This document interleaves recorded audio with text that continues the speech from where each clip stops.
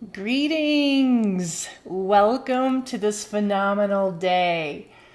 I'm really excited to talk about brand identity with you today, and one of the most important topics that I really love to teach and to share is the importance of color in developing your brand.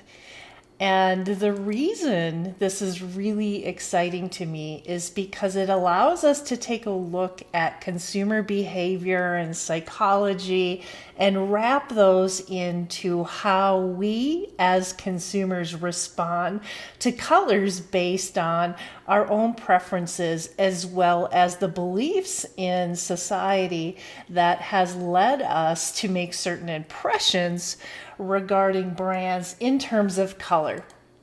I have an important question for you that I want to start off with, and that is, what is your favorite color? And the reason I'm asking you this question is because it says something about you. When I'm teaching in a lecture at school, I ask this question to my students. Sometimes I'll hand out M&Ms and have them rank them in terms of the colors that they prefer. Other times I'll just ask them to jot down what their favorite color is. And then finally I swing around and I ask them, what do you think my favorite color is? And I get a lot of different responses to that question. And at the end of this video, I'll let you know what my favorite color is.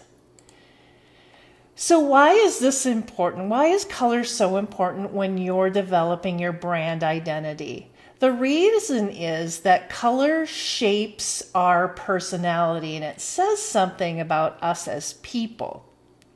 So each color is defined based on a personality type or certain attributes that we in our mind cognitively associate with that particular color. So here is a sample taken from an academic study of what colors mean in terms of your personality. So I want you to wrap this back around to that question I asked you at the beginning of the video. What is your favorite color? So science is telling us that each of these colors says something about you personally. You might be a yellow, which is sunshiny, good-natured. You might be a little bit swayed by opinions or have strong loyalties. Blue is the color that is generally aligned to trust, being deliberate, being conservative, introspective. Whereas creative, witty, good-minded, and a little bit of vanity might be a purple. A good citizen, somebody who has deep morals, has an affinity to the earth, to green, deep affection, is a green. And then brown is often associated with very dependable, less impulsive, very conservative and shrewd with money, budget sorts of people. And then the red is outgoing, assertive, bold, and feels deep, deep sympathy. So there's a lot of other colors that I could go through and discuss with you in terms of personality, but I want you to keep in the back of your head, does this make sense in terms of your favorite color? Color psychology is a discipline that is used in a number of different academic and business areas. So what our mind is programmed to do is to respond to color based on our personality and based on our history. So these particular colors, when we see them, they shape our thoughts, they shape our emotions. They have the ability also to change our buying patterns, which is, of course, what we're interested in business and marketing. And then finally, there's study after study that indicate that up to 80% of the motivation behind shopping behavior has something to do with color. So when you're looking at color and what all those colors mean, there's just tons of academic research completed on this topic. And it hasn't changed very much time over time. So when you're thinking about branding your colors for your business or your product, I want you to think about what these colors might mean to the broader audience. Generally, let's look at this chart here. We've got a number of different logos that have strategically thought through what colors might mean to them. So if you're thinking about the sunshiny, friendly optimism, like a Best Buy or a Hertz or Subway, they go towards the yellow. Friendly is often associated with orange, like Fanta. Nickelodeon. Excitement, bold, strong, that's your red. Those are your Coca-Colas, your Targets. CNN, Avis, Netflix. They're trying to say, put out there in front, we're bold, we're different, we're assertive. Your creative types in often revolve around purple, such as Yahoo, Target, Taco Bell, Disney, etc. Think of those creative, wise, royal type of brands. Now, blue is generally trust, conservative, something you're going to find a lot of very conservative companies using, as well as financial services company. They want to assume a level of trust and security. So you're going to see HP, Lowe's, Dell, and a number of different financial services companies using blue. Green is often used for more of those organic, outdoorsy types of logos, fresh, John Deere, Whole Foods, Tropicana, very green oriented. You'll also see green used in financial services to align to growth and finance and in money and security as well. And then you have grays and whites and blacks and neutral tones, which are very usually modern, often very sincere. You will see these in technology companies, classic, very clean and straightforward and transparent. So think about these as you think about designing your logos. Oftentimes when I have this particular activity, when we're developing logos for a client or for our students, particularly in entrepreneurial marketing, oftentimes we align our personal colors that we like to our brand colors. And what we need to think about instead of doing that is, how do these colors align to your target audiences and your segments that you're in? So keep that in mind. It's really important. Colors can also send a message. So there's been a number of studies in terms of negative and positive color associations with things that we see in our everyday life, where red is very much fast, fearful, think of a motorcycle, think of trustworthy, back in the olden days where the police cars used to be, blue and green. Security is often green and blue. Again, those trustworthy, speed, fast, bold. You're going to have your reds, your yellows, your whites. And then less expensive brands often use yellow or brown or orange, to show being, money conscious. Combinations of colors also can influence moods. So there's warm colors, and warm colors really are red and orange and yellow, appealing to impulse buyers. So you will see a lot of end caps in different stores using these warm colors to get you to make a purchase decision, where cool colors are more light and airy and secure, conservative in affecting a buyer's mood. So I want you to think also about how colors can affect your emotions. So it's been proven that colors such as red make you more hungry, make you be more impulsive, aggressive. Yellow is happy and emotional, and maybe I want to be calm and serene, whereas green may give you more of a relaxed, peaceful, homey, healthy feeling. So remember that the colors do affect your emotions. Let's look at some real world examples and how you might position your color scheme for your brand. So in the tech world, in the streaming service world, we have two very different brands. We have Netflix, which really is one of the first streaming services and likely one of the largest, if not the largest. They're very bold and red and black and in your face.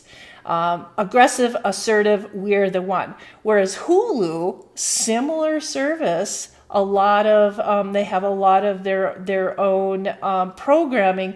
They take more of a fresh, sort of organic-y, techy, fun feel. They're less bold, but they're using colors to express. We're a little bit different. We're not just, your traditional red in your face bold. Now, if you look at two different taco companies, you've got Del Taco and you have Taco Bell.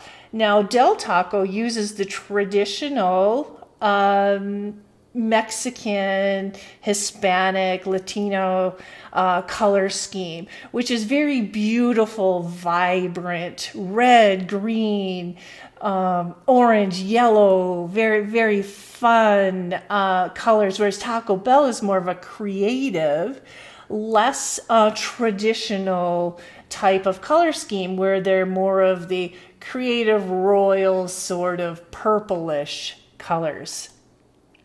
Two different coffee companies, traditional Starbucks, green and black, very healthy looking, very clean, modern, whereas Caribou Coffee is a little bit more on the warmer colors, a little bit more safe, secure, a little bit more fresh looking. Now I want to show you this particular scheme because you have three prominent financial services colors. And you will see, as I mentioned, financial services banks, credit unions, investment firms, credit card companies, they often use blue or green in their color scheme, but many times you're going to see some level of blue because blue means trust. So you've got American Express, which is very, very conservative. Visa, conservative with a splash of happiness. And then MasterCard takes a completely different approach, probably to set themselves apart from the other financial services companies, and takes more of a bold approach. Uber and Lyft, the same category of transportation, but Uber is very black and white. Very clean, technology focused, modern, yet they will allow the use of the splash of color here and there, where Lyft is more feminine friendly and fun. Just look at their logo and their pink color scheme. Now here's interesting. You've got Apple and you have Android, and this reminds me very much of the Netflix Hulu sort of association, where the Apples has always been very clean, modern, black, white, gray, silver, traditional, thinking innovative, thinking, when I see colors such as these, it's less about the flashiness and more about the innovative, the technology focus, we don't need to prove anything to you sort of attitude. Whereas the Android little droid guy is very fresh and green and different and organic-y and out of the box, and they're technology focused, but they're trying to position themselves as their buyers a little bit different. So as you know, that you've learned from my other videos, is that brand identity has a number of different elements. and you start off with understanding who your brand is and your personality, and your color guide should really reflect that personality. You also have typography, which sends a visual rhetoric, imagery, and your logo. So keep in mind that you're going to be building color on top of all of the other elements of the personality in your brand. So let's look at what a color guide might look like. So in terms of my client or my students in my classes, I have them go through and build a brand identity for a brand new product or service. And here's just a couple of examples. One is a plant store, and they've used a really fresh color palette of these beautiful, fresh pastel colors that denote organic, and the blue sky and the green grass and the peachy soil, sort of almost like a planter. And then down below we've got the plug bar, and the plug bar is a fun, creative bar that has cats. It's like a little cat place that the cats roam around and entertain you while you're there, either having a cup of coffee or a cocktail. And they wanted to go with the fun, the fresh, the bold, the creative type of look and feel. So here's how you translate that personality into a color guide for your brand.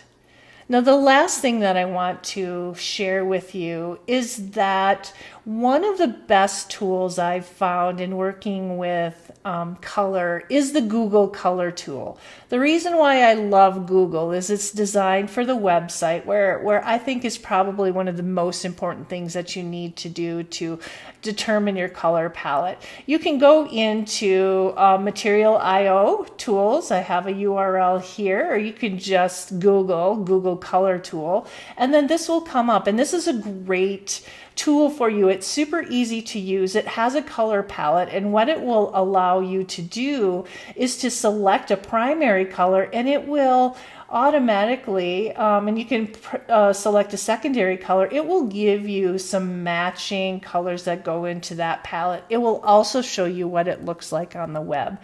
So this is one way that you can play with colors and try to come up with a color scheme. The second thing that I do is sometimes I will just go into a paint store and get those little color swatches and look through them and get some inspiration. You can get inspiration from color outside, in the mall, different places that resonate with you.